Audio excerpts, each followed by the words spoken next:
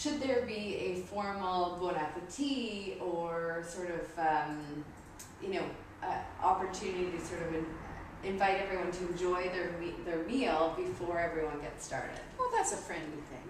I mean, normally at a big event, there's usually a welcome toast that's done at the beginning where the host or the convener of the event would make a toast to all the guests. And it's short and sweet. Pretty much thank you all for coming to our gala event celebrating Wacky Widget's stunning year of sales, and bon appetit. Mm-hmm.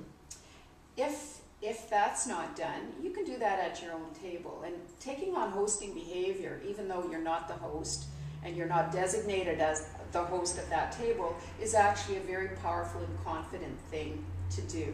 And that is when you go to a table and there's already 2 or 3 people seated, before you sit down and start playing around with your cutlery, go and, which you shouldn't do of course, is go and introduce yourself to the other people at the table and shake their hand. Mm-hmm. Then when other guests come to the table, you introduce yourself, stand up, shake their hand, introduce yourself to them, and introduce them to the other people at the table. So you have to be focused and good at remembering names. But yes. It is a very powerful gesture and looks very confident. Mm-hmm. So then you could say, well, it's lovely to see us all here today. Now we've got to know each other a little bit, or we've had a chance to say hello and meet everyone. Let's have a toast for a wonderful evening. And it's just a low-key thing that you do. And you don't have to clink. Mm-hmm. Okay. Which is always awkward when we're reaching across the table center. So if you were going to give us 5 top tips of etiquette based off all of your experience as an etiquette expert, what would those 5 tips be? Well, I think first of all, P, prior planning prevents poor performance. So when you're going to an event where you're going to be meeting new people, do a little research so you're not stuck wondering what you're going to say there and who's going to be there and feeling I'm the only person who doesn't know anybody here. Find out who is going to be there. Do a little research on people so you do have a topic of conversation that you can connect with people. And maximize your time. Make good use of that 2-hour cocktail party. Eat a little bit beforehand, as I mentioned before. And go with your full attention. Be willing to engage with people, to show interest in other people. Don't make it all about you, what you do and what you sell and what you know and who you know. Make it about them. Mm-hmm. And you'll find that works much better for you. Don't spend all your time hanging around with people you already know. Yes, it's nice to be friendly and say hello to your friends and people that you do know. But make a point of saying, I'm going to meet a couple of new people today. Now, some networking organizations say, oh, you have to get 30 cards, you have to get 20 cards. You have 20 cards with 20 names, and you won't remember anything about any of those people. So make it easier on yourself. Say, okay, I'm going to meet 2 or 3 people and learn a little bit of information about them.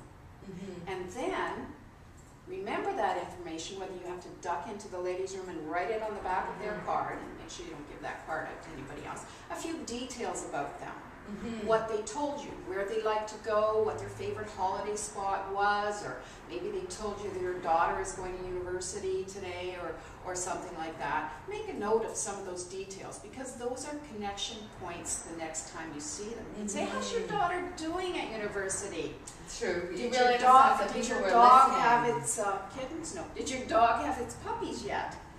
Those kinds of things. And people are delighted when you remember some of that information about them.